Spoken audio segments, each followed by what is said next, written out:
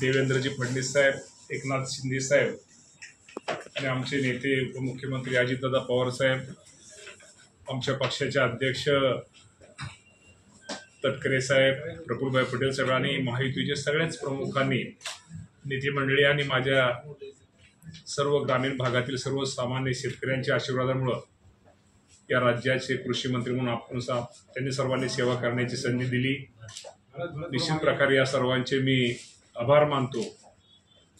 आत्ताच मी आलेलो आहे, पहिल्यांदाच ह्या खुर्चीवरती आपल्या सगळ्यांच्या साक्षीनं बसलेलो आहे। आता आज हा पदभार मी कृषी विभागाचा स्वीकारतोय। मी निश्चित प्रकारे एक शेतकरी म्हणून हा पदभार स्वीकारताना मला अत्यंत अभिमान आणि जबाबदारीची जाणीव पण या निमित्तानं होत आहे।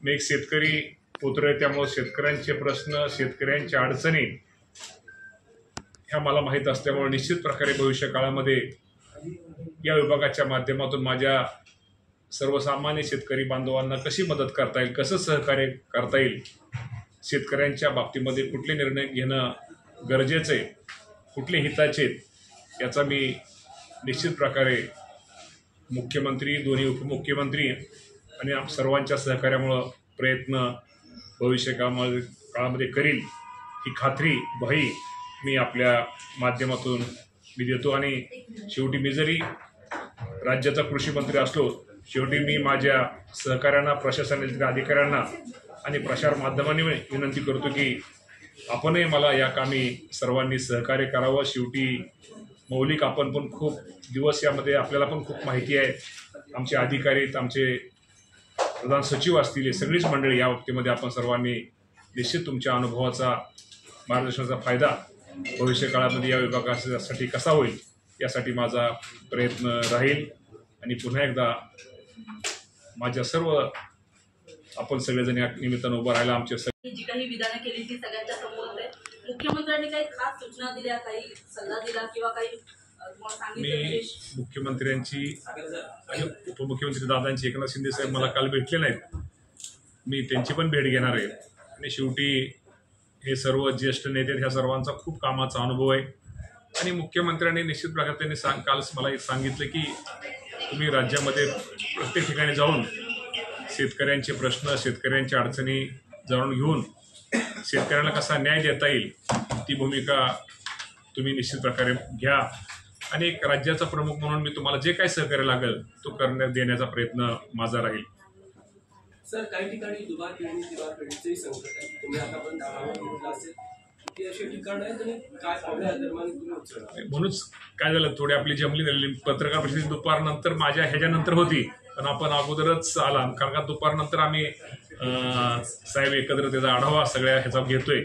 आता फक्त मी 4 घेण्यासाठी आणून कॅबिनेट मिटिंगला, आता प्री कॅबिनेट आता 11:30 वाजता आहे, त्यानंतर 12 वाजता मिटिंग झाल्या, 2 वाजता मी संपूर्ण विभागाचा आढावा घेणार आहे। त्या बाबतीमध्ये आपण निश्चित प्रकारे जे काही शेतकऱ्यांचं नुकसान, शेतकऱ्यांसाठी जे काय करणं गरजेचं आहे, जे केल्यामुळं शेतकऱ्याचं हित साधल यासाठी प्रयत्न माझा राहणार आहे। सर, हिंदी में जानना चाहिए की आज कृषी मंत्री का कसं वाटतं, प्रायोरिटी काय असेल? आता आव्हानं मी म्हणूनच म्हटलं की आव्हानं मी आता आढावा दुपारनंतर घेणार आहे।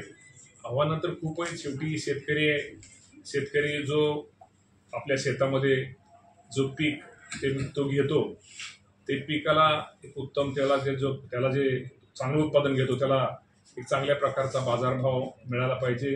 किंवा शेवटी गोडाऊन साठवणुकीची म्हणजे अनेक समस्या आहे, खरं तर साठवणूक त्याला जर गोडाऊनच्या किंवा बाकी जरी असल्या तर निश्चित त्याला फायदा हा होणार आहे, परंतु अडचणी खूप आहेत।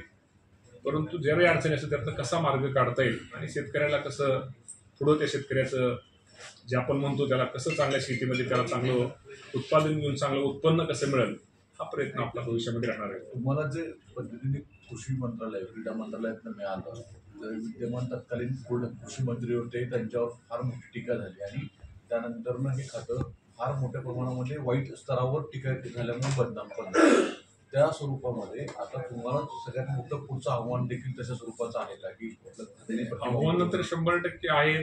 शेवटी आव्हानाला सामोरं तर गेलंच पाहिजे आणि निश्चित प्रकारे मी तुम्हाला मग सांगितलं, शेतकरी माझा कुठल्या निर्णयामुळे माझा शेतकरी सुखी होईल किंवा सुखी राहील यासाठी प्रयत्न माझा भविष्यामध्ये राहणार आहे आणि या बाबतीमध्ये अधिकची माहिती किंवा अधिकचं दुपारनंतर मी साहेब पण आणले असतो साहेब इथं दुपारनंतर संपूर्ण माहिती घेऊन निश्चित प्रकारे आपल्या सगळ्यांच्या समोर नंतर भविष्यामध्ये येणाऱ्या आठवड्याबद्दल मी आपल्याशी बोलील. पण मग माहिती अगोदर सगळी संपूर्ण घेतो आणि आव्हानं आहेत किंवा आता का मागचं काढण्यापेक्षा आपण पुढं काय केलं पाहिजे हे महत्त्वाचं आहे. तर निश्चित प्रकारे आपण या देशाला शेवटी हा देश शेतीप्रधान देश आहे. शेवटी आपल्या शेतीला निश्चित प्रकारे माझ्या शेतकऱ्याला येणारे दिवस हे चांगले दिवस आले पाहिजेत यासाठी आपला प्रयत्न राहील. तुम्हाला अजितदादांच्या खास निकटवर्ती म्हणून प्रति एक महत्त्वाची जबाबदारी अशा पुढच्या टाईममध्ये दिलेली आहे. दादांचा विश्वास कशा पद्धतीने म्हणजे पूर्ण करावा. तर दादांचा तर विश्वास माझ्यावरती आहेच.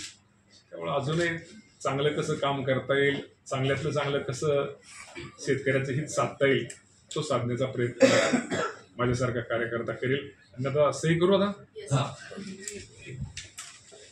चौदा शासकीय अधिकारी निवड झालेली आहे. आपण पोस्टिंग देतो खात्यात रुजू होतं.